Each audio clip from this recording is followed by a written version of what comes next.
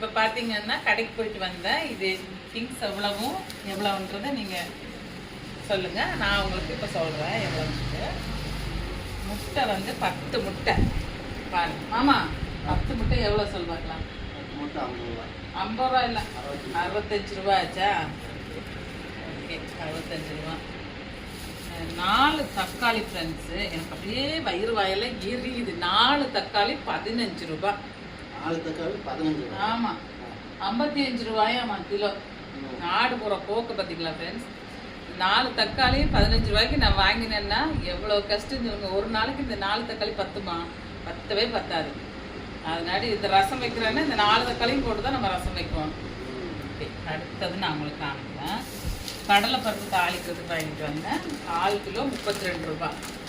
சரி, இது என்ன? பச்சை மிளகாய். பேப்பர் தான் பெருசா.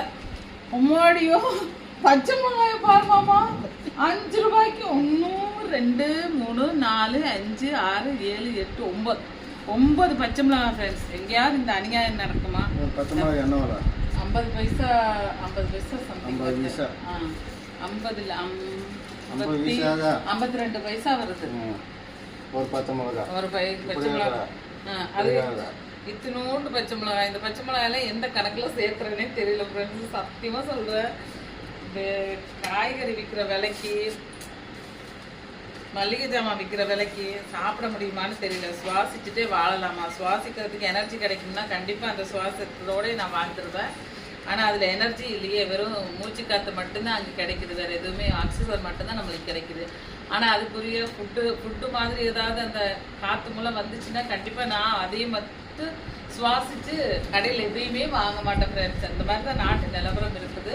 உண்மையில சொல்கிறேன், நம்ம வீட்டில் இந்த பச்சை மிளகாயெல்லாம் நம்ம கடையில் வாங்குறதுக்கு பதிலாக வீட்டில் 2 வரமிளகாயை உடைச்சி நம்ம இப்படி விதைச்சி விட்டோம்னா போதும். இடம் இருக்கிற பக்கம் அது தானாக முளைச்சிக்கும். கொஞ்சம் தண்ணி மட்டும் தெளித்து விட்டோம்னா போதும். பச்சை மிளகாய் ஏகப்பட்டது நம்ம எடுக்கலாம் ஃப்ரெண்ட். நான் என்ன சொல்கிறேன்னா, நம்ம வீட்டில் இருக்கக்கூடிய இடத்த நம்ம கண்டிப்பாக பயன்படுத்திக்கணும்.